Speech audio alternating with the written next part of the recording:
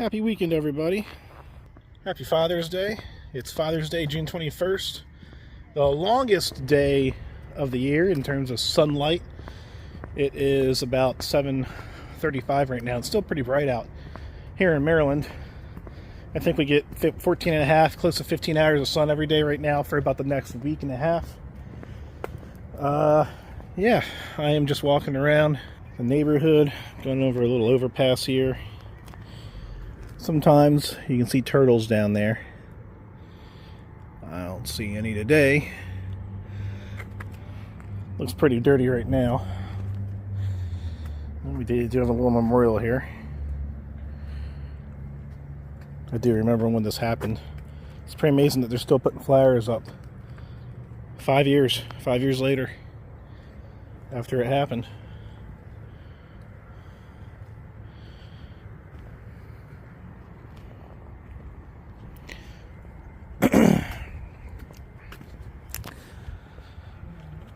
So just going on one of my little walks, and it's Happy Father's Day. Just want to say Happy Father's Day to all the fathers that might be watching me out there. And it's an interesting Father's Day. We had lunch out at the diner. It was a good lunch, and my neighbors across the street were actually having like a little Father's Day get together. They had set up a little tent in their yard. Had multiple families come over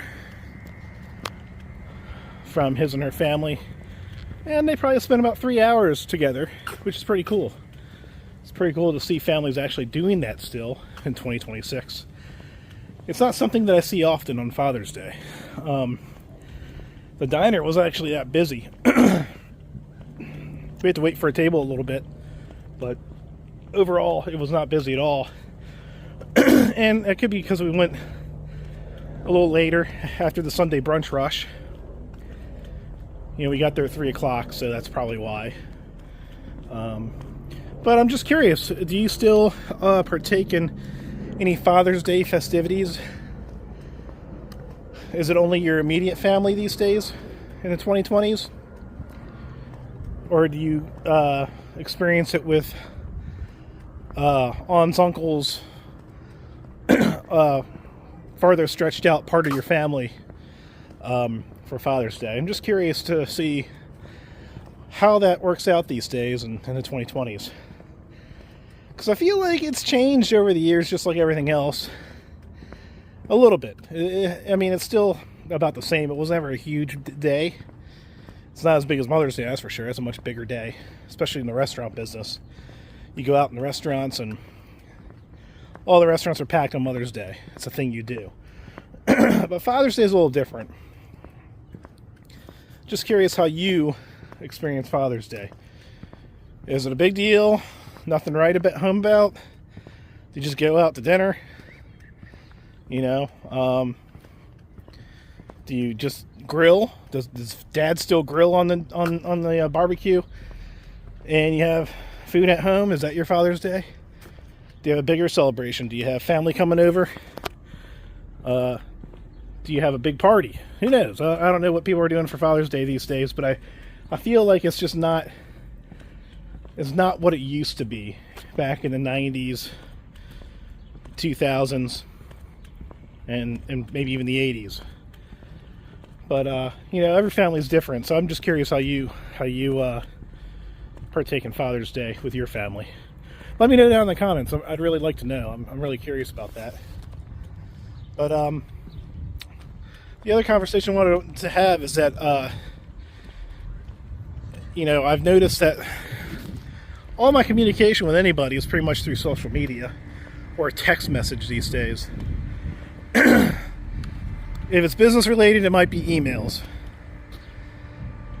But the only calls I get are basically spam or robocallers. Once in a blue moon for my DJ business, I'll get a call out of the blue. If I do get a call, it's usually an older person calling in their 60s or even their 70s. Not a younger person, not a middle-aged person, and that's a millennial. They don't use a phone and call to look for business anymore. So generally speaking, it's either an email or I get an inquiry from a lead generation site, or it's an inquiry through the venue software, and they're getting inquiries. They're going to plan a wedding. They're just getting the information sent out to all of the preferred vendors of the venue, and you're welcome to respond to that particular couple and give them a quote for their wedding. There's a few venues that do that, but I'm just speaking from a business perspective right now. But as far as like anything else, like for instance, my family sent out text messages for Father's Day today. Happy Father's Day. From family members, and that's basically what you got.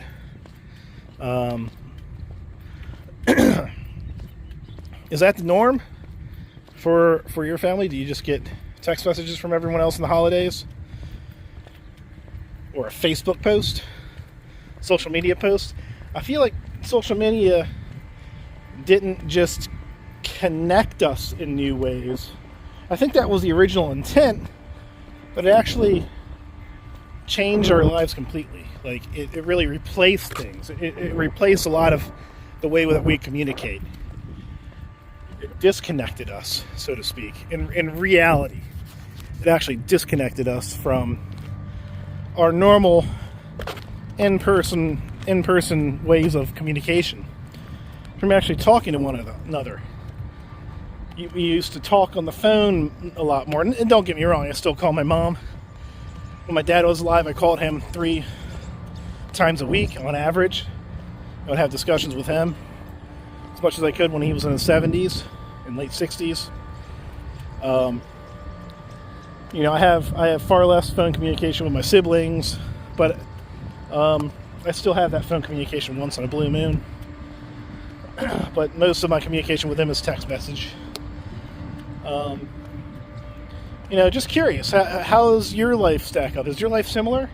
Is all of your communication with everyone pretty much through text message and just posting on Facebook?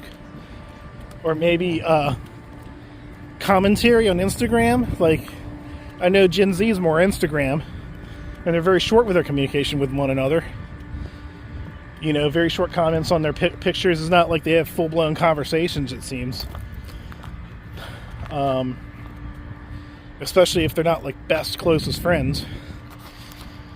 So I'm just curious, how does your life stack up? Is what I'm conveying right now similar to what you have experienced over the last, say, 10 plus years, 15 years even?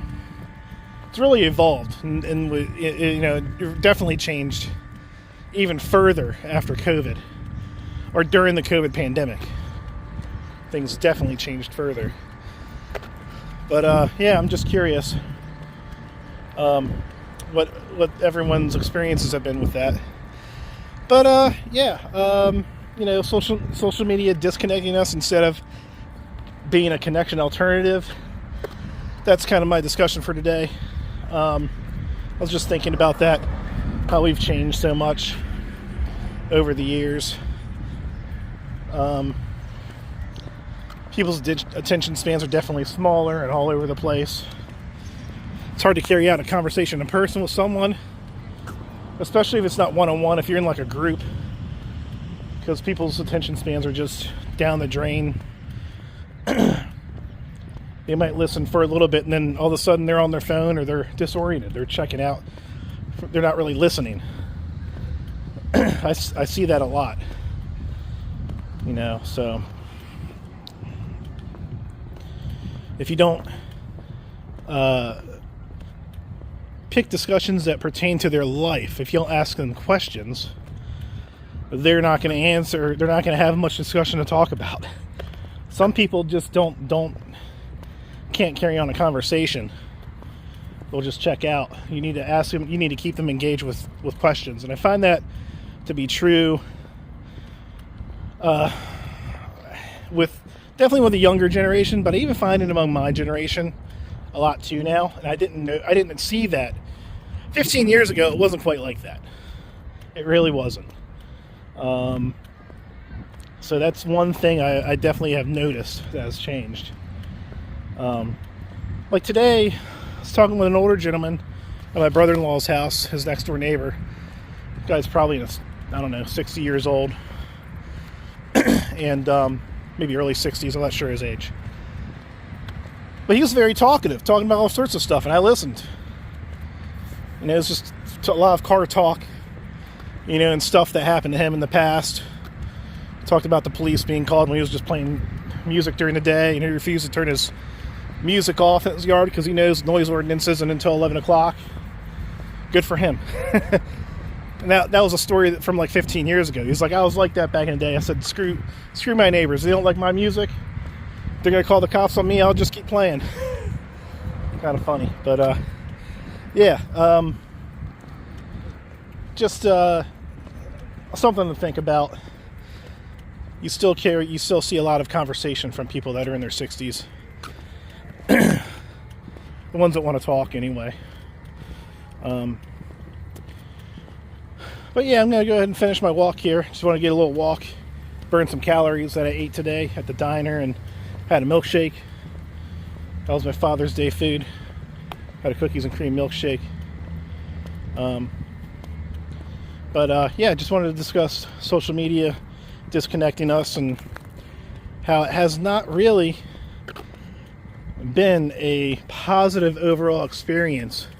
And there are some positive experiences that come from social media. You're able to keep in touch with friends and family across the nation easier. You can see their lives if they're posting pictures or videos up. That part about it is cool. You know, back 30, 40 years ago, you might be wondering what is so-and-so up to? Didn't really have that option. If you didn't have their phone number back then, you know, you probably weren't keeping in touch with them. Even back when email was a new thing. Most people didn't think to get email addresses from one another and keep in touch. I'm sure some did, but Facebook opened up that. MySpace, Facebook. That kind of opened up that communication. I think the intent was really good early on. Before all the big money and advertisements came about and all this other crazy crap they started doing. But back in the 2000s, it felt like a real good thing. People weren't addicted to it yet. People weren't like zoning out on TikTok and looking at their screens all day long. It wasn't a thing yet. You just spent an hour or two on the computer back then. Maybe more time if you were a video gamer. So that was a big difference between 20 years ago and now. But again, happy Father's Day to everybody. Thanks for tuning in and listening to me just chat away here while I would take my walk. I'm going to end it here. I'm sure I'll have another video up next week. Leave me a like and subscribe, please. I'm trying to grow the channel, especially if you're in Dundalk or Baltimore area or even Maryland. It's definitely going to be more of a local YouTube channel for the most part. But I'd love to have you as a subscriber. Thanks for tuning in, and you all have a great night.